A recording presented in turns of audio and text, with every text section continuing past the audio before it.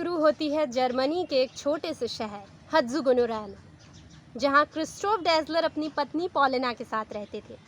उनके 4 बच्चे थे, जिसमें से सबसे छोटा था एडोल्फ डेज़लर या एडी।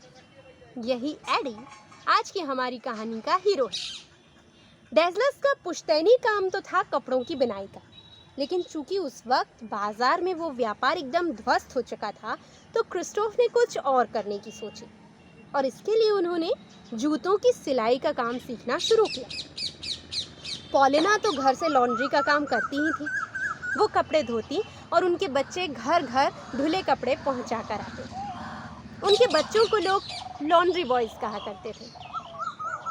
उन्होंने भविष्य नहीं देखा था ना। एडोल्फ का एक दोस्त था फ्रिट्ज ज़ेहिलेन, जिसके पिता लोहे का काम करते। एडोल्फ और फ्रिट्ज दोनों ही खेलों के दीवाने थे, चाहे वो फुटबॉल हो, आइस हॉकी हो, ट्रैक फील्ड हो, स्कीइंग हो। जब भी उन्हें मौका मिलता वो कोई ना कोई खेल खेलते। इन्हीं खेलों को खेलते हुए एडोल्फ के दिमाग में एक विचार आया। वो विचार क्या था, ये आपको थोड़ी देर बाद पता चलेगा। आगे ये हुआ कि एडोल्फ ने हाई स्कूल की परीक्षा पास कर ली, तो उसके पिता को लगा कि बेटी को कुछ अच्छा काम करना चाहिए, इसलिए उन्होंने उसे बेकरी के एक स्कूल में डाल दिया। एडोल्फ ने जैसे तैसे बेकरी का काम सीख तो लिया, लेकिन जब वो लौटा तो उसे लगा कि वो ब्रेड बनाने के लिए नहीं बना। इससे ज़्यादा अच्छा तो उसे अपने पिता के साथ जूतों की सिलाई का काम करने में मज़ा आता था। इस तरह छोटी छोटी जिंदगियां चल ही रही थीं कि बड़े बड़े देशों को लड़ने की सूझी और प्रथम विश्व युद्ध शुरू हो गया। एडोल्फ को अपने भाई के साथ आर्मी में भर्ती होना पड़ा और जब वो युद्ध से लौटा तो वही हुआ जो युद्धों के बाद होता है। चारों तरफ तबाही ही तबाही। उसकी माँ का लॉन्ड्री का काम भी अब खत्म हो चुका था। कहीं कोई नौकरी नहीं, कहीं कोई धंधा नहीं। उसे कुछ ना कुछ काम तो करना ही था। उसने सोचा कि उस छोटे से कमरे में जहाँ उसकी माँ पॉलिना लॉन्ड्री का काम किया करती थी, वहाँ वो जूतों की मरम्मत का एक वर्कशॉप खोलेगा। असल में ये काम वो सिर्फ पैसे कमाने के लिए नहीं कर रहा था। आपको याद है, मैंने कहा था खेलों को खेलते हुए उसके दिमाग में एक विचार आया था।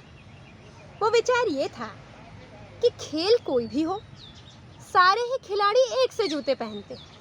यदि जूतों में कुछ बदलाव कर दिया जाए तो खिलाड़ियों को खेल में जीत हासिल करने में बहुत मदद मिल सकती है। एडोल्फ खिलाड़ियों के लिए एक खास किस्म के जूते बनाना चाहता था, जो काम वो जूतों की मरम्मत के काम के साथ कर सकता था।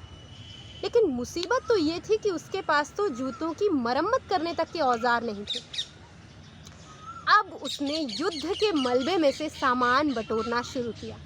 सैनिकों के हेलमेट, कुछ और औजार, ब्रेड के पाउच जैसे सामान उसने इकट्ठे किए। इनसे औजार बनाए और जूतों की मरम्मत का काम शुरू किया। इंसान के दिमाग में बहुत ताकत होती है, चाहे तो वो उसे विनाश में लगा ले और चाहे विनाश के सामान से निर्माण में, जैसा कि एडोल्फ ने किया। धीरे धीरे उसका काम चल रहा था। उसके भाई रूडोल्फ ने भी उसके काम में शामिल हो गया। दोनों ने 1924 में डेज़लर ब्रदर्स शूमेकर नाम से एक कंपनी रजिस्टर करवा ली और धीरे धीरे एडोल्फ खिलाड़ियों के लिए खास किस्म के जूते बनाने में भी जुटा था। आपको याद है ना, उसका दोस्त फ्रिट्ज ज़ेहिलेन, उसने भी अपने पिता का लोहे का काम अब संभाल लिया था।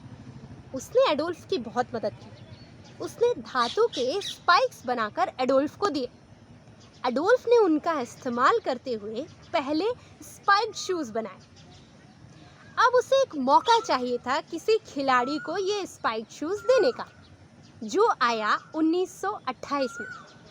1928 में एम्स्टर्डम ओलंपिक का समय था, जब पहली बार महिलाओं को 800 मीटर की दौड़ में हिस्सा लेने का मौका मिला। जर्मनी से लीना रैगडेक को चुना गया। एडोल्फ ने ले जाकर अपना स्पाइक शूज लीना रैगडेक को दिए और जानते हैं क्या हुआ? लीना उस रेस में जीत गई।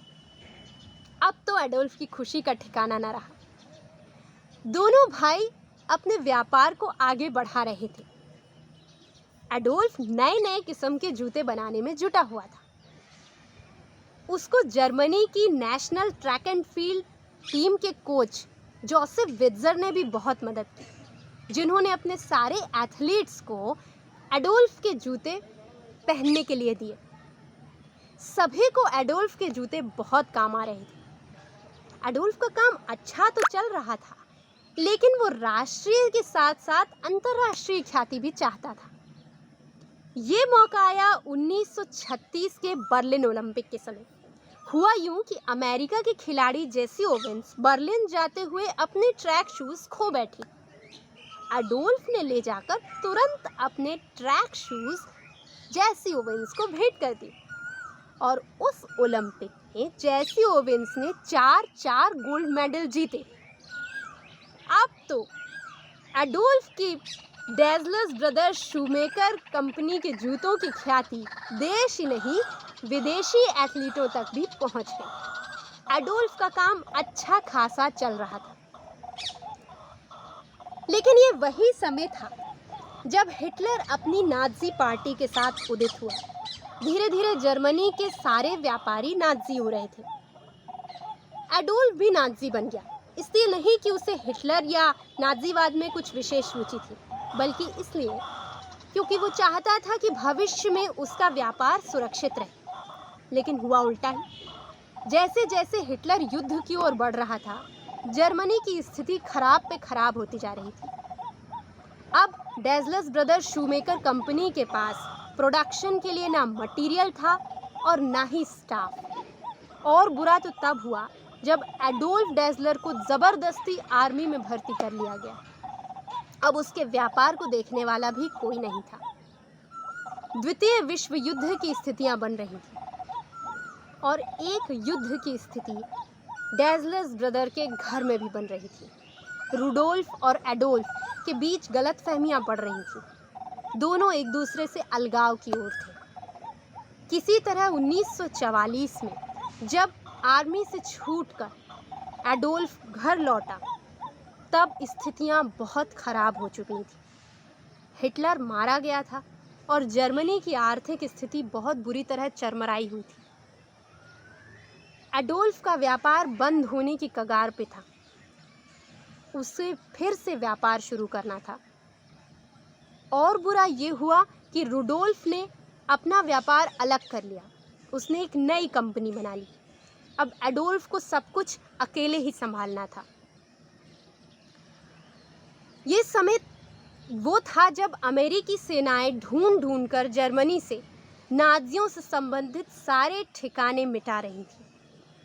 सारे व्यापार, सारे दफ्तर जो कभी न कभी नाज़ियों के पक्ष में थे, सब खत्म किए जा रहे थे। किसी तरह एडोल्फ का व्यापार बच सका, क्योंकि याद है उसने एक बार एक अमेरिकी खिलाड़ी जेसी ओवेंस को ओलंपिक में 4 गोल्ड मेडल जीतने में मदद की थी। साथ ही एडोल्फ के बारे में लोगों ने अच्छे बयान दिए और उसने एक बार एक जेविश दोस्त की मदद भी की थी नाज़ियों से बचने में, जिससे किसी तरह एडोल्फ का व्यापार बच सका। कंपनी तो बच सकी, लेकिन प्रोडक्शन के लिए उसके पास सामान नहीं था। अब एडोल्फ ने अमेरिकी सेनाओं से रिश्ते बढ़ाए। उसने टैंक में इस्तेमाल होने वाले लाइनर्स, कैनवस आदि उनसे लिए और उनके जूते बनाने शुरू किए। अब उसके पास चुनौतियां ही चुनौती थी। उसके पास व्यापार शुरू करने के लिए पैसे नहीं थे, सामान नहीं था और साथ ही साथ उसका खुद का भाई उसके प्रतिस्पर्धी के रूप में खड़ा था।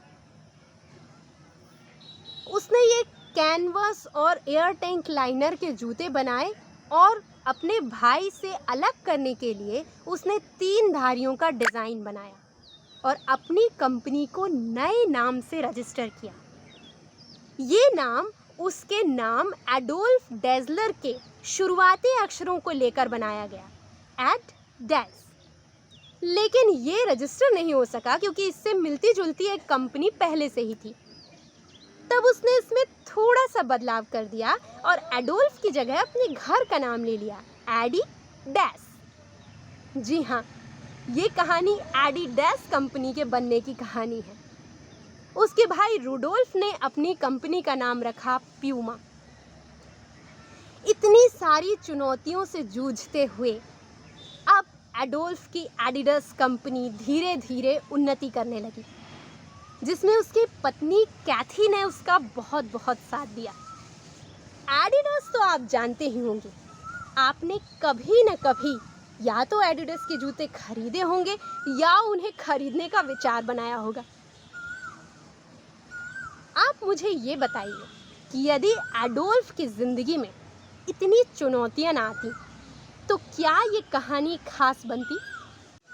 यानी बात ये हुई कि चुनौतियां हमारी कहानी को खास बना देती हैं यदि उनका मुकाबला हम साहस और उद्यम से कर सकें, जैसा कि एडोल्फ ने किया।